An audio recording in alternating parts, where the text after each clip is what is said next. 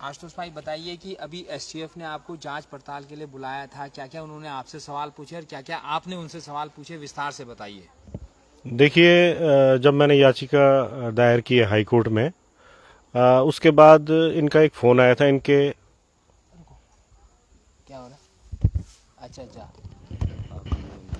हाँ हाँ, अभी रुको हैं, आप चलते रहो, चलते रहो। तू चलने दे, कोई बात। हाँ जी आशुतोष भाई बोलिए जी। सवाल। मैं ये कह रहा था कि जब मैंने याचिका दायर की है हाई कोर्ट में, उसके बाद एसआईटी के जो इंस्पेक्टर हैं यहाँ पे खोलिया, उनका परसों मुझे फ़ोन आया था कि आप अपने बयान दर्ज करने या आपके पास कोई साक्ष्य हो तो आप यहाँ पे आ जाइए लक्ष्मण झूला थाने में। तो मैं आज 11 बजे यहाँ पे आया था। तो मैंने इनको स्पष्ट बताया कि मेरे पास सवाल ज़्यादा हैं। साक्ष्य तो देखिए वो सब सोशल मीडिया में घूम रहे हैं। तमाम जो हमारे मीडिया के मित्र हैं, जिसमें आप भी शामिल हैं, चाहे पहाड़ टीवी वाले हैं, चाहे पर्वतजन वाले हैं, चाहे लोकार्पण वाले हैं, चाहे पोल खोल बहुगुणा जी हैं, तमाम चैनलों में ये चीज़ें चल रही हैं। यहाँ तक कि मेरठ से भी एक नितिन करके हैं, वो यहाँ पे आए और उनको भी एक मोबाइल वगैरह रिकवर हुआ था।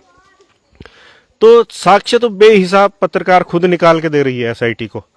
अब उसके बाद आप लोग जांच क्या कर रहे हैं, ये सवाल थे। तो मैंने उनको फिर एक किनारे से पूछना शुरू किया। मैंने उनसे सबसे बड़ी बात तो ये कही पहले कि भाई आप ये बताइए कि जब यहाँ पे 18 तारीख को जो अभिनव है, जो कर्मचारी था इस वनंतरा रिजॉर्ट का, उसका एक वीडियो साक्ष्य है जिसमें वो कह रहा है कि पुलकित 18 तारीख को शाम को अंकिता के कमरे में घुसा हुआ था और उस दौरान जो है उसका मुंह भींच रहा था। वो कुछ बोलना चाह रही थी तो मुंह भींच रहा था। फिर उसके बाद वो हेल्प हेल्प चिल्ला रही थी। तो मेरा सवाल सीधा ये था कि कोई भी जवान लड़की जब उसकी इज्जत पे हाथ डाला जाता है, देखो वो गरीब लड़की थी, पैसा तो था नहीं उसके पास इज्जत थी, तो कहीं ना कहीं उसकी इज्जत पे हाथ डालने का प्रयास हो रहा था, जिसका वो प्रतिरोध कर रही थी।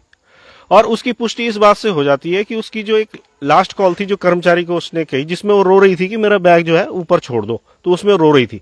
इसका मतलब ये है, मैंने उनको ये बताया कि इस दिशा में आपने क्या इन्वेस्टिगेशन किया है। मेरा ये दावा है कि उस दौरान उस लड़की के साथ कुछ न कुछ गलत हुआ है, या तो रेप हुआ है, या सेक्सुअल असॉल्ट हुआ है, या उसे मारा पीटा गया है, कुछ न कुछ हुआ है। इस वजह से वो लड़की प्रतिरोध कर रही थी। तो पहला सवाल तो मेरा यही था। दूसरा सवाल ये था कि जब पीएम हुआ, सुप्रीम कोर्ट की निर्भया केस के बाद गाइडलाइन है कि जब भी इस तरह के मामले हों और पीएम हो, तो पीएम में जो है एक महिला डॉक्टर गायनेकोलॉजिस्ट जरूर हो। एम्स जैसे संस्थान ने जब पोस्टमार्टम किया तो गायनेकोलॉजिस्ट नहीं थी। ये सबसे बड़ा सवाल था। तीसरा ये था कि मैंने सुयाल जी को बोला कि जिस दिन 23 तारीख को रिजॉर्ट तोड़ा गया, जो पीछे आप दिखा रहे हैं इसको वनंतरा को, उस दिन में भी मैं यहाँ आया था। तो मैंने यहाँ से ही सुयाल जी को फोन किया था कि सुयाल जी, इसको यहाँ पे बीजेपी कांग्रेस भी चल रहा था उस समय,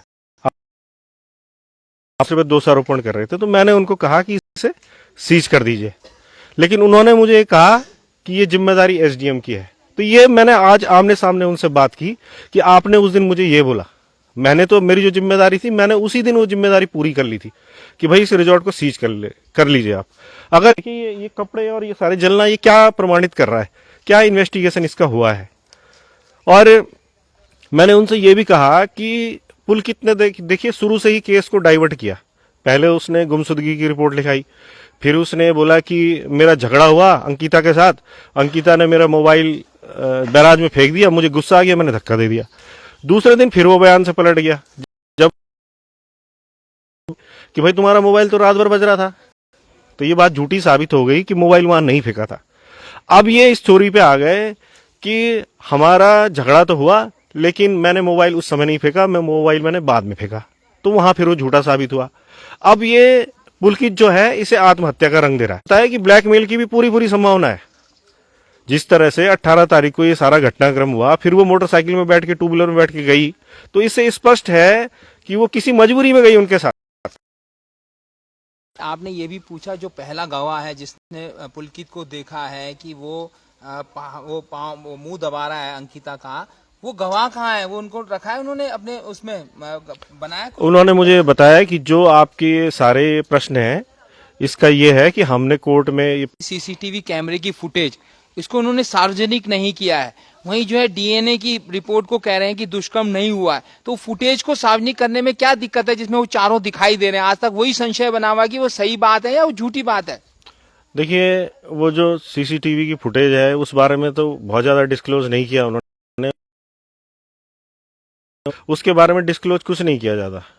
आप उन्होंने मुझसे पूछा कि आपके पास क्या चीज है, आपके क्या सवाल है, आप क्या साक्ष्य देना चाह रहे हो, तो मैंने सारी चीजों पे उनसे बात करी, जिसमें इस रिजॉर्ट को तोड़ना भी प्रश्न था, जिसमें एक वीआईपी का भी था, क्योंकि मेरी पुष्प से कल बहुत डिटेल में बात हुई। होते हैं इस तरह की या ड्रग सप्लाई होती है, उस तरह के सूटकेस उनके पास थे और वो काली और नीली वर्दी में थे।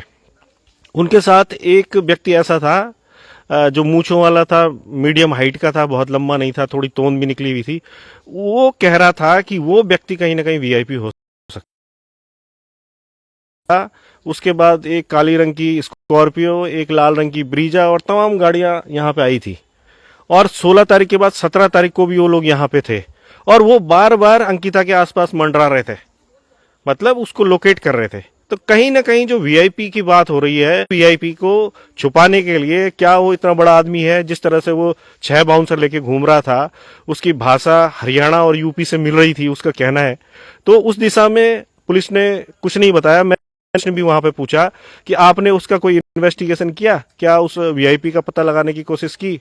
तो उन्होंने कुछ बताया नहीं मुझे। आशुतोष भाई, जैसे हम लोग कल प्रवेश रावत जी से मिले थे, वकील साहब है, उनका कहना है कि जो गवाह है उनको एसपीजी सुरक्षा मिलनी चाहिए। कल ये आरोपी कुछ भी कर सकता है, उसका पिता जो है स्वतंत्र रूप से घूम रहा है, प्रभावशाली भी है, सुप्रीम है। हमने जो भी अपना इन्वेस्टिगेशन करना था वो कर लिया है पूरा, और वो जल्द ही खुलासा करेंगे। मतलब हमने केस खोल दिया है, उनका ये कहना है।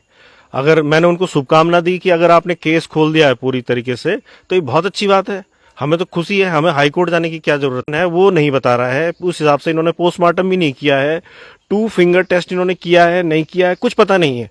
तो अब ये क्योंकि स्टेटस रिपोर्ट भी हाईकोर्ट में रखेंगे, तो जब स्टेटस रिपोर्ट इनकी आ जाएगी तो कई चीजें, डॉक्यूमेंट्री एविडेंस या जो भी इन्होंने किया है वो हमारे पास भी आएगा। तो फिर हम आगे फिर कोर्ट में अगर 3 तारीख तक ये इस चीज का खुलासा नहीं करते कि इन्होंने 1 महीने से ऊपर में क्या इन्वेस्टिगेशन किया है, तो फिर ये सवाल कोर्ट में भी उठेंगे। आशुतोष भाई, सबसे पहले आप ही ने इस मामले को पौड़ी जनपद मुख्यालय में खोला था। वहां पर आप अधिकारी से बात भी कर रहे हैं, एक महिला अधिकारी से बात कर रहे हैं, उसकी लापरवाही का अंदाजा उस वीडियो से भी दिखाई दे रहा है। तो आपको लगा इस क्रम में जो प्रशासन है, जिसकी महती भूमिका थी जांच को जारी रखने की, जांच को व्यवस्थित बनाने की, सच्चाई बताने की, लग रहा है आपको कि किया है उन्होंने ये प्रयास? देखिए, ईमानदार प्रयास की तो बहुत बड़ी कमी रही इसमें, और वो केवल मैं नहीं कह रहा हूँ, ये तो सारा उत्तराखंड कह रहा है, पूरा देश कह रहा है, दुनिया के लोग कह रहे हैं कि किस इस तरह से इन्वेस्टिगेशन करती है क्या उत्तराखंड पुलिस। जिस तरह से पीएम हुआ, जैसे मैंने बताया कि उसमें गायनी नहीं थी, जिस तरह से क्राइम सीन को नष्ट किया गया, ये तो बहुत बड़े अपराध है, ये अपराध है। क्राइम सीन को नष्ट करना एक बहुत बड़ा गंभीर अपराध है और उन लोगों पर मुकदमा कायम होना चाहिए था। और यहाँ तो डीएम पहले कहते हैं कि साहब हमने नहीं तोड़ा रिजॉर्ट, और बाद में जब सरकार का दबाव बनता है तो वही डीएम साहब जो जोगदंडे साहब हैं वही कह देते हैं, अपने बयान से पलट जाते हैं। और मेरे ख्याल से वो वीडियो दोनों आपके पास भी होंगे, जो उन्होंने पहले कहा और बाद का। जब एक जनपद का डीएम अपने बयान से पलट जाता है तो ये साफ स्पष्ट हो रहा है कि इस मामले में लीपापोती चल रही है। लेकिन हमें हाईकोर्ट पे भरोसा है, और जिस तरह से जन भावनाएं हैं, सब लोग चाहते हैं कि इसमें न्याय होना चाहिए। क्योंकि अगर ऐसा चलता रहा तो फिर कल ये दूसरी बेटी के साथ होगा, फिर तीसरी के साथ होगा, ये चलता रहेगा। तो सबको न्याय चाहिए। इस बारे में बोलने का मैं धामी जी से भी मिला था, मैंने धामी जी को भी कहा कि धामी जी इस मामले में न्याय होना चाहिए, अगर न्याय नहीं होगा तो बहुत ज्यादा जन आक्रोश है, तो उसका खामियाजा आपको भुगतना पड़ेगा। नेचुरली आप चीफ मिनिस्टर हैं और अपराध हो गया आपके राज्य में, और उसकी जांच सही नहीं, वो पता चल जाएगा, वो सारा चीज डिटेल आ जाएगी, कौन लोग यहाँ पे थे, उनके मोबाइलों से वीआईपी पकड़ा जाएगा। ठीक है, दूसरी बात, जो कॉल रिकॉर्ड्स हैं, व्हाट्सएप चैट हैं, ये आपस में जो बात कर रहे थे, ये सारी ट्रैकिंग हो जाएगी। तो ये लोग किनसे बात कर रहे थे, पटवारी की क्या भूमिका थी, जेल में है। लक्ष्मण झूला पुलिस की नाकामी ये बताती है, ये हम नहीं कह रहे हैं, सरकार के द्वारा केस को लक्ष्मण झूला थाने से हटाकर एसआईटी को देना ये बताता है कि स्थानीय पुलिस इस केस को सुलझाने में नाकाम रही। इतने बड़े अपराधी नहीं है कि 2 डंडे पड़े और वो तोते की तरह ना बोले। अगर इसके आपको यह एहसास होगा कि सत्ता के दबाव में पुलिस परेशान है, मैं धन्यवाद करना चाहूँगा एक प्रोफेसर जो वर्तमान दौर में वकील भी है और एक पत्रकार की भूमिका भी निभा रहे हैं, मेरे बगल में खड़े मेरे भाई आशुतोष नेगी, जिन्होंने कि बहुत बड़ी साजिश इसमें हुई है। अब 3 तारीख को पूरे भारत की जनता ये महसूस करेगी कि न्याय बिटिया को कोर्ट से मिल रहा है। पुलिस अपने आप, पी रेणुका देवी जो अपने आप में बहुत ईमानदार अधिकारी हैं, उनका इस विषय पर बहुत ज्यादा संभल कर बोलना ये बता लगता है कि वो भी कहीं ना कहीं दबाव में है।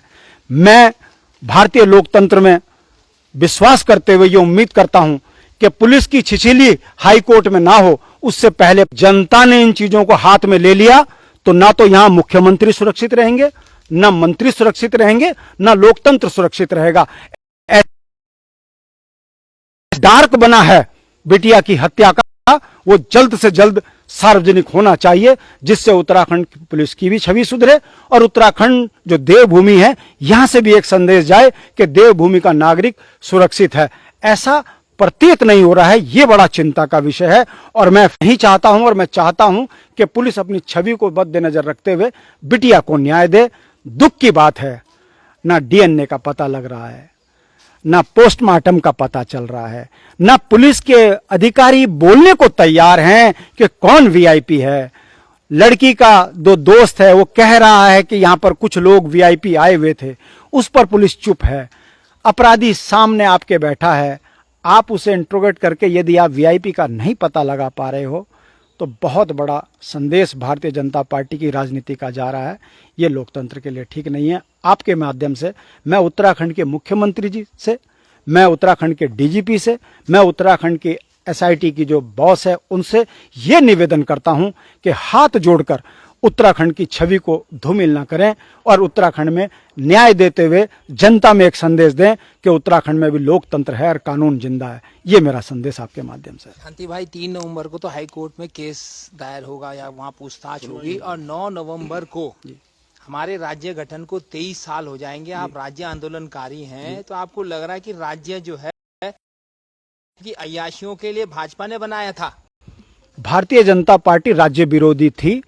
अगर मैं चुनौती के साथ कह रहा हूं, मैं राजनीति छोड़ दूंगा अगर भारतीय जनता पार्टी राज्य आंदोलन के वो दौर में बता दे कि भारतीय जनता पार्टी ने कभी राज्य का। भारतीय जनता पार्टी ने 1996 में जब हमको उपनिवेश बनाया है, ये वो सत्य है जो भारतीय जनता पार्टी जनता के बीच में बता नहीं रही है, मैं बता रहा हूं। दूसरा, भारतीय जनता पार्टी ने उत्तराखंड को और कितना बर्बाद करना है? जंगल सुरक्षित है? नहीं। रोजगार सुरक्षित है? प्रेमचंद अग्रवाल शोभा बढ़ा रहा है भाजपा की। भारत के प्रधानमंत्री जी श्रीनगर में से पता चलता है कि ये तराजू वाले ठग देश से लेकर राज्य को लूट रहे हैं, चाहे फिर वो मध्य प्रदेश में किसी बेटी का जीवन बर्बाद हुआ हो, नौकरियों में व्यापम हुआ हो, चाहे फिर उत्तराखंड हो।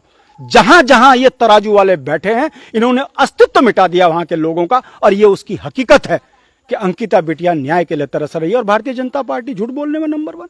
हमने राज्य बनाया, देंगे। धामी जी, अगर आपसे राज्य नहीं संभलता, धाकड़ धामी किस बात के? जवाब दो ना। मगर धामी जी के मुंह में दही जम रही है, इसका मतलब डकैती करो, चुप हो जाओ, एक शब्द ना बोलना। यह लोकतंत्र के ऊपर बहुत बड़ा कुठाराघात है। जनता इस बात को समझ रही है। सोचिए, यदि यह पता है, मैं तमाम सोशल मीडिया के पत्रकारों को सैल्यूट करता हूं कि धरती पुत्र की भूमिका निभा रहे हैं। और बेटी की हत्या कौन कर रहा है? पहाड़ की बेटी। और बाहर का आकर मैदानी क्षेत्र का व्यक्ति आकर उस बिटिया की अस्मिता पर चोट मारता है और पहाड़ से चुनाव जीते हुए नेता तमाम उनके मुंह में दही जम जाती है। यह लोकतंत्र नहीं है। अगर हम देश की इस बॉर्डर पे अपनी गर्दन कटा सकते हैं तो हमारी अस्मिता पर हाथ डालने वालों को किस हालात में हम पहुंचा देंगे, यह भी किसी से छुपा नहीं है। हमें उकसाएं ना। हमारी देशभक्ति को हमारी मजबूरी